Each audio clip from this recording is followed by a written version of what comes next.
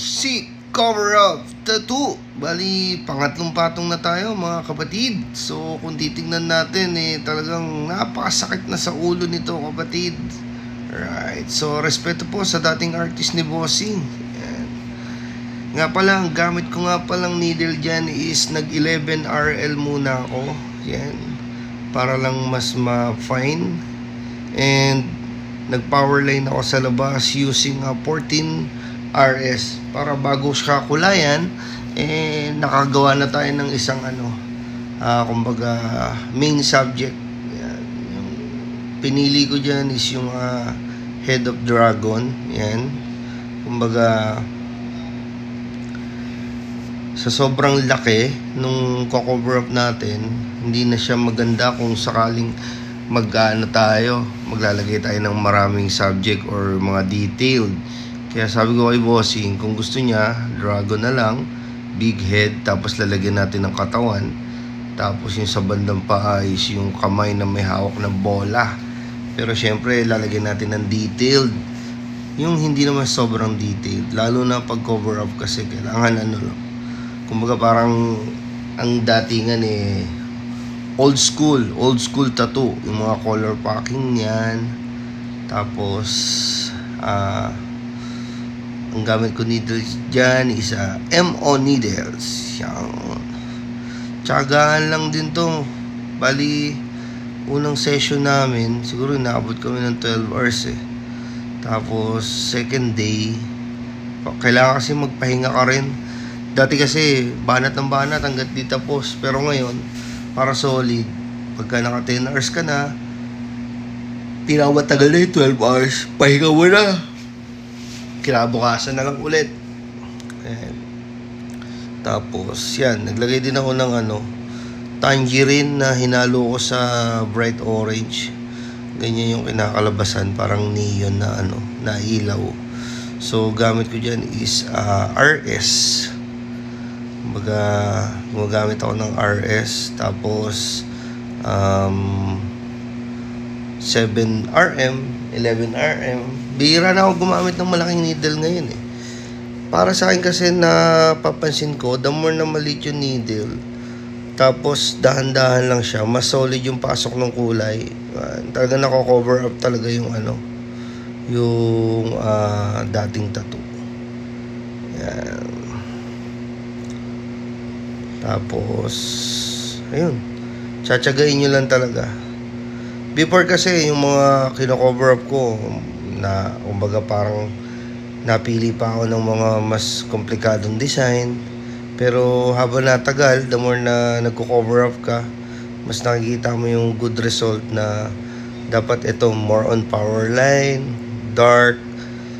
Tapos gumagamit din ako ng opaque set, eternal. Pero bumili ako ngayon yung fusion din. Yan. Tapos sa white naman, sa black, allegory, nagdagdag din ako. Kumbaga, dati triple black, dynamic.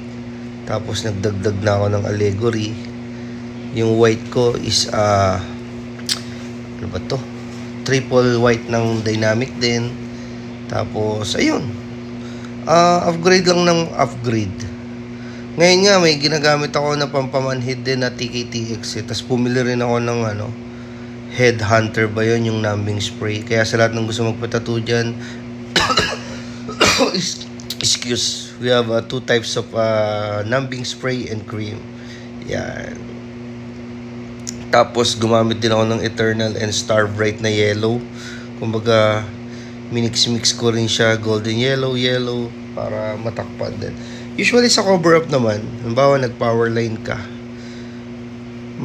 may mga lalabas na space na hindi naman ganun ka-dark yung dating tattoo, yung mga light.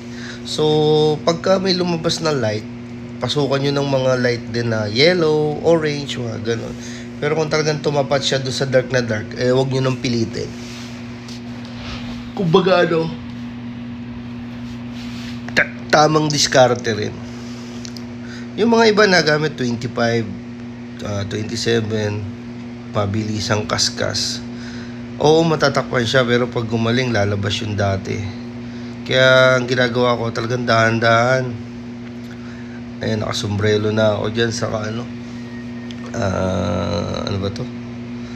Mas kasi ano na, sinipon na ako dyan eh. Kasi nahawa nga ako ng sipon doon sa asawa ko sa mga anak ko. Yan, kaya tamang pahinga tayo ngayon. Pero mamaya magtatato tayo.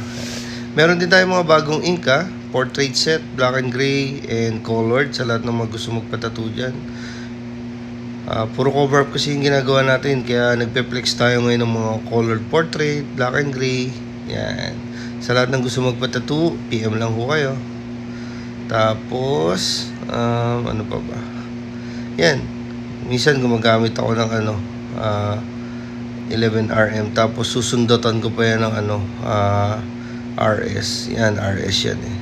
Tapos babalikan ko pa nga yan ng yung gilid-gilid, yung mga sulok-sulok, 5RL, para talagang pahin na pahin.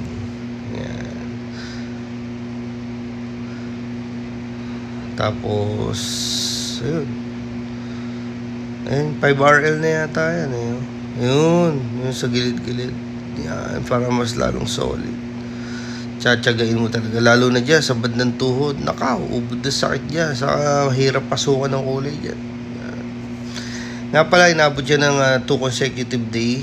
Medyo matagal. May 3rd session pa kami. Sabi ko kasi kay bossing, huwag natin puwersahin. Tapos pagka gumaling, tapusin natin. And kung kailangan ng mga touch up na dapat balikan, is mas balikan natin. Alright? Mewo always on the go, 24/7. Who's next? Ito yung dating tattoo ni bossing. And pyong! Ito yung resulta. Sa lahat ho ng gusto, PM lang ho kayo Mewo always on the go po talaga lagi tayo. Happy Fiesta po kay Father Pio po. Yeah. Thank you, Lord. Patuloy lang sa buhay Huwag na magsusuko. Ilang araw na lang Burmas, December na. Thank you, Lord.